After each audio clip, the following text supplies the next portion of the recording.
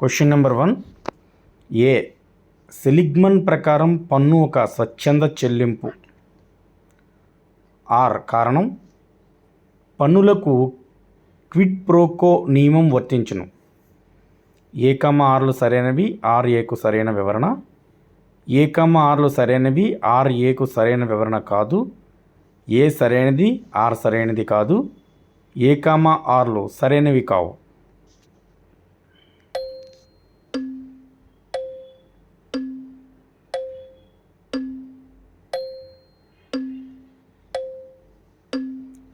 సరైన సమాధానం ఏ, ఆర్లు సరైనవి కావు. సెలిగ్మన్ ప్రకారం పన్ను ఒక స్వచ్ఛంద చెల్లింపు అన్నాడు.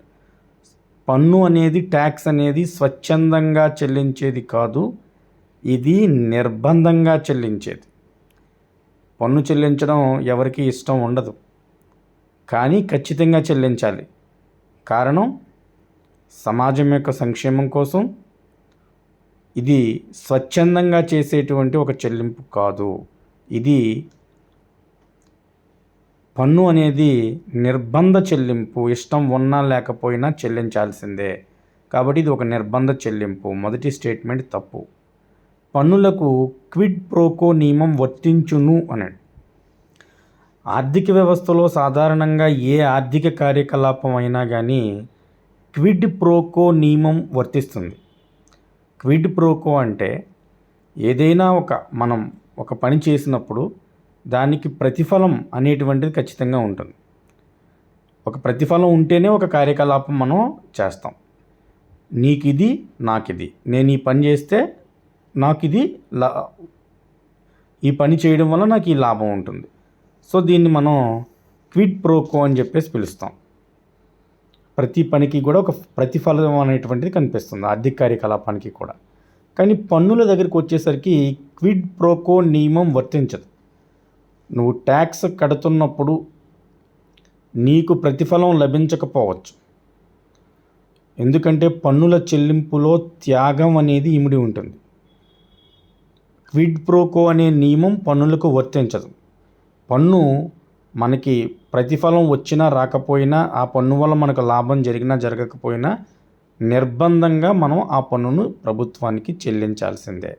కాబట్టి పన్నులలో క్విడ్ ప్రోకో అనే నియమం వర్తించదు. పన్నులు స్వచ్ఛందంగా చెల్లించేవి కాదు, పన్నులు నిర్బంధంగా చెల్లించేవి. పన్నులలో త్యాగము అనేటువంటి గుణం ఇమిడి ఉంటుంది. ఇక రెండవ ప్రశ్న.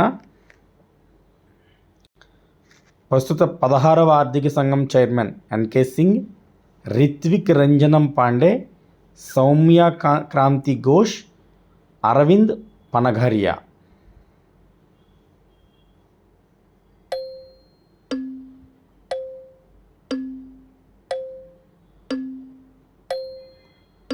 సరైన సమాధానం అరవింద్ పనఘరియా.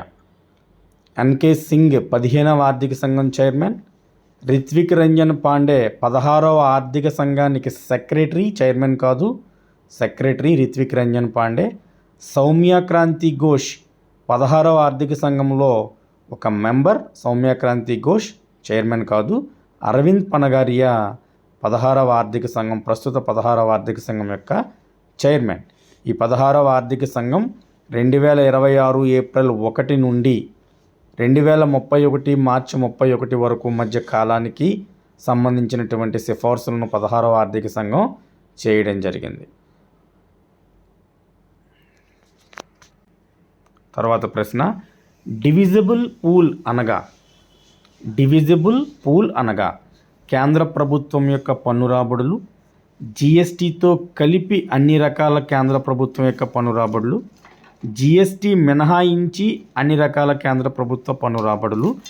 పన్ను రాకూడదు అని పడింది. పన్ను రాబడులు కేంద్రం రాష్ట్రాలకు పంచిన పన్ను రాబడులు. దీనిలో దేన్ని డివిజిబుల్ పూల్ అని చెప్పేసి పిలుస్తాం?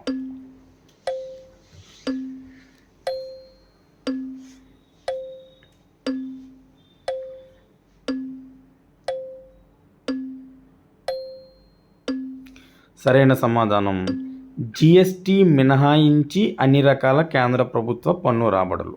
జిఎస్టీ మినహాయించి జిఎస్టీ కాకుండా మిగిలిన కేంద్ర ప్రభుత్వం వసూలు చేసినటువంటి లేదా కేంద్ర ప్రభుత్వం విధించినటువంటి అన్ని రకాల ప్రభుత్వ పన్నులు కలిపితే దాన్ని డివిజిబుల్ పూల్ అంటారు. జిఎస్టీ కాకుండా ఈ డివిజిబుల్ పూల్ని పంచుతారు. కేంద్రానికి ఎంత, రాష్ట్రాలకు ఎంత అని చెప్పేసి వచ్చినటువంటి జిఎస్టీ మినహాయించగా కేంద్ర ప్రభుత్వానికి వచ్చినటువంటి అన్ని పన్నులను కూడా కలిపితే దాన్ని డివిజిబుల్ పూల్ అంటారు. దాని నుండి కొంత శాతం, ఫర్ ఎగ్జాంపుల్ ఈ డివిజిబుల్ పూల్ నుండి 59% కేంద్ర ప్రభుత్వానికి వెళ్తే 41% రాష్ట్రాలకు వస్తుంది.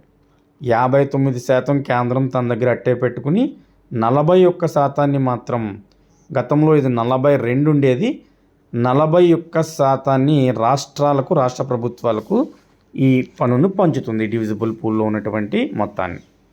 అత్యధికంగా ఉత్తరప్రదేశ్ 17% ఉత్తరప్రదేశ్ డివిజిబుల్ పూల్ నుండి పొందుతుంది. ఆంధ్రప్రదేశ్ 4.3% ఆంధ్రప్రదేశ్ డివిజిబుల్ పూల్గా పొందడం జరుగుతూ ఉంది.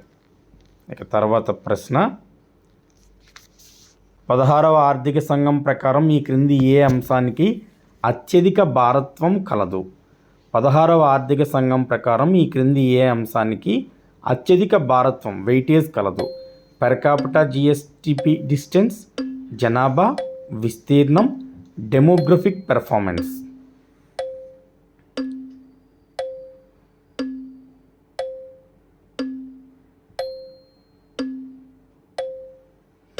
సరైన సమాధానం పెర్ క్యాపిటా జిఎస్డిపి డిస్టెన్స్. మనకి 16వ ఆర్థిక సంఘం 6 అంశాలకు భారత్వాన్ని కేటాయించడం జరిగింది. ఈ 6 అంశాలలో అత్యధికంగా పెర్ క్యాపిటా జిఎస్డిపి డిస్టెన్స్కి ఎక్కువ భారత్వాన్ని ఇవ్వడం జరిగింది. పెర్ క్యాపిటా జిఎస్డిపి డిస్టెన్స్ అంటే ఏంటి అంటే, జిఎస్డిపిలో కానీ పెర్ క్యాపిటా తలసరి ఆదాయంలో కానీ టాప్ 3 స్టేట్స్ తీసుకుంటారు. అంటే బాగా ఎక్కువ తలసరి ఆదాయం ఉన్నటువంటి 3 రాష్ట్రాలు, ఎక్కువ జిఎస్డిపి ఉన్న 3 రాష్ట్రాలు తీసుకుని మిగిలిన రాష్ట్రాలని పోలుస్తారు. మిగిలిన రాష్ట్రాలను పోల్చినప్పుడు ఏ రాష్ట్రం బాగా వెనకబడి ఉందో, అంటే బాగా తక్కువ తలసరి ఆదాయము, బాగా తక్కువ జిఎస్డిపి ఉన్నాయో వాటికి ఎక్కువ వెయిటేజ్ ఇస్తారు. అంటే వెనకబడినటువంటి పెర్ క్యాపిటా పరంగా, జిఎస్డిపి పరంగా టాప్ 3 రాష్ట్రాలతో పోలిస్తే బాగా వెనకబడినటువంటి రాష్ట్రాలకు ఎక్కువ వెయిటేజ్ ఇస్తారు. అంటే ఇక్కడ కొంచెం పేద రాష్ట్రాలకు ఎక్కువ వెయిటేజ్ ఇవ్వాలనేటువంటి ఉద్దేశంతో 16వ ఆర్థిక సంఘం దీనికి ఎక్కువ వెయిటేజ్ ఇవ్వడం జరిగింది. సో ఇది ఈ 6 అంశాల్లో పెర్ క్యాపిటా జిఎస్డిపి డిస్టెన్స్. జనాభా అంటే ప్రస్తుతం 2011 జనాభా లెక్కల ప్రకారం అని దాని అర్థం అన్నమాట. ఇక చివరి ప్రశ్న, సరైన స్టేట్మెంట్ని గుర్తించండి. గత ఆర్థిక సంఘంతో పోలిస్తే ప్రస్తుత 16వ ఆర్థిక సంఘంలో ఆంధ్రప్రదేశ్కు కేటాయింపులు తగ్గాయి. గత ఆర్థిక సంవత్సరంతో పోలిస్తే ప్రస్తుత 16వ ఆర్థిక సంఘంలో ఆంధ్రప్రదేశ్కు కేటాయింపులు పెరిగాయి. 16వ ఆర్థిక సంఘం ఆంధ్రప్రదేశ్కు 30,497 కోట్ల రెవెన్యూ లోటు గ్రాంటు అందించింది. 2, 3 స్టేట్మెంట్లు సరైనవి. ఇది ప్రశ్న.